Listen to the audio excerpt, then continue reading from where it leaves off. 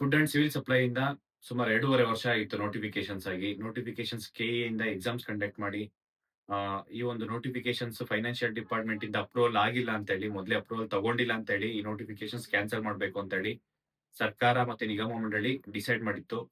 ಇದನ್ನ ಕಂಟಿನ್ಯೂಸ್ ಆಗಿ ನಮ್ಮ ಸಂಘಟನೆ, ನಾವು ಮತ್ತೆ ಎಲ್ಲ ವಿದ್ಯಾರ್ಥಿಗಳು ಒಗ್ಗಟ್ಟಾಗಿ ಕಂಟಿನ್ಯೂಸ್ ಆಗಿ ಎಫರ್ಟ್ಸ್ ಹಾಕಿ ಸಾಕಷ್ಟು ಪ್ರತಿಭಟನೆ ಮಾಡಿದ್ವಿ. ಮತ್ತೆ ಆದ್ಮೇಲೆ ಎಲ್ಲಾ ಡಿಪಾರ್ಟ್ಮೆಂಟ್‌ಗೆ, ಸಿಎಂಗೆ, ಫೈನಾನ್ಷಿಯಲ್ ಡಿಪಾರ್ಟ್ಮೆಂಟ್‌ಗೆ ಮತ್ತೆ ಮಿನಿಸ್ಟರ್ಸ್‌ಗೆ, ಪ್ರತಿಯೊಬ್ಬ ಅಧಿಕಾರಿಗಳಿಗೆ ಇನ್ಕ್ಲೂಡಿಂಗ್ ಎಂಡಿ ಎಲ್ಲರಿಗೂ ನಾವು ಮನವಿ ಕೊಟ್ಟು ಸಾಕಷ್ಟು ಪ್ರೆಷರ್ ಹಾಕಿ ಮತ್ತೆ ಈ ಒಂದು ಪ್ರತಿಭಟನೆ ಮಾಡೋದ್ರ ಮುಖಾಂತರ ಫೈನಲಿ ಇವಾಗ ಫೈನಾನ್ಷಿಯಲ್ ಡಿಪಾರ್ಟ್ಮೆಂಟ್ ಇಂದ ಅಪ್ರೂವಲ್ ಆಗಿದೆ.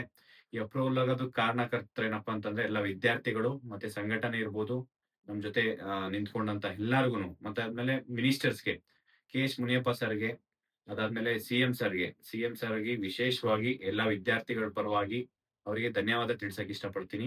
ಅದ್ರ ಜೊತೆಲಿ chief secretary madam Shalini Rajneesh madam ಅವ್ರಿಗೂ ಅಷ್ಟೇ ಎಲ್ಲಾ ವಿದ್ಯಾರ್ಥಿಗಳ ಪರವಾಗಿ ಅವ್ರಿಗೂ ಧನ್ಯವಾದ ತಿಳಿಸಕ್ ಇಷ್ಟಪಡ್ತೀನಿ.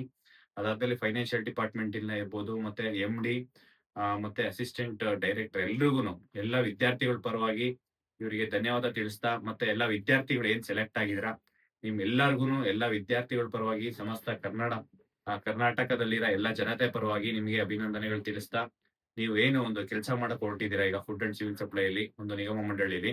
ಆ ನಿಗಮ ಮಂಡಳಿಯಲ್ಲಿ ಅನ್ನಭಾಗ್ಯ ಅಂತ ಏನು ಇದೆ ಇವಾಗ ಸರ್ಕಾರ ಕೊಡ್ತಾ ಇರೋಂಥದ್ದು. ಆ ರೇಷನ್ಸ್‌ನ ಗ್ರಾಸ್ ರೂಟ್ ಲೆವೆಲ್ ರೀಚ್ ಮಾಡಿಸೋದ್ರಲ್ಲಿ ನಿಮ್ಮ ಪಾತ್ರ ಬಹು ಮುಖ್ಯವಾದದ್ದು. ಎಲ್ಲಾ ಆಸ್ಪಿರೆಂಟ್ಸ್ ಏನ್ ಸೆಲೆಕ್ಟ್ ಆಗ್ತೀರಾ, ಪ್ರಾಮಾಣಿಕವಾಗಿ ಕೆಲಸ ಮಾಡಿ.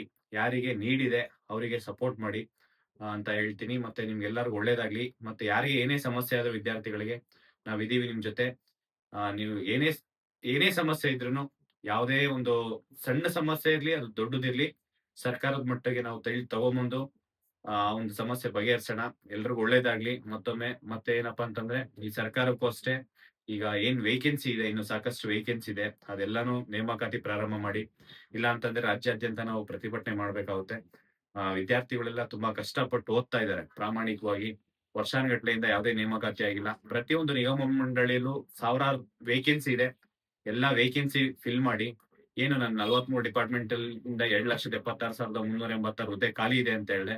ಅದೇ ರೀತಿ ಬೇರೆ ಬೇರೆ ನಿಗಮ ಮಂಡಳಿಯಲ್ಲಿ ಮತ್ತೆ ಬೇರೆ ಬೇರೆ ಡಿಪಾರ್ಟ್ಮೆಂಟ್ ಅಲ್ಲಿ ಈ 43 ಡಿಪಾರ್ಟ್ಮೆಂಟ್ ಬಿಟ್ಟು ಸಾಕಷ್ಟು ವೇಕೆನ್ಸಿ ಇದೆ. ಎಫ್‌ಡಿ, ಎಸ್‌ಡಿ ಇರ್ಬೋದು, ಪೊಲೀಸ್ ಡಿಪಾರ್ಟ್ಮೆಂಟ್ ಅಲ್ಲಿ ಇರ್ಬೋದು. ಅದಾದ್ಮೇಲೆ ಟೀಚರ್ಸ್ ವೇಕೆನ್ಸಿ ಎಲ್ಲಾ ವೇಕೆನ್ಸಿ ಇದೆ. ಎಲ್ಲಾನು ಫಿಲ್ ಮಾಡ್ಬೇಕು ಅಂತ ಹೇಳಿ ನಾವು ಒತ್ತಡ ಹೇರೋಣ. ಸಪೋಸ್ ಸರ್ಕಾರ ಏನಾದ್ರು ನಮ್ಮ ಸಮಸ್ಯೆ, ನಮ್ಮ ಬೇಡಿಕೆಯನ್ನ ಈಡೇರಿಸಿಲ್ಲ ಅಂತಂದ್ರೆ ಬೃಹತ್ ಮಟ್ಟಕ್ಕೆ ಹೋರಾಟ ಮಾಡೋದಕ್ಕೆ ನಾವೆಲ್ಲ ಪ್ಲಾನ್ ಮಾಡ್ತೀವಿ. ಎಲ್ರಿಗೂ ಒಳ್ಳೇದಾಗ್ಲಿ. Thank you. ನಮಸ್ಕಾರ.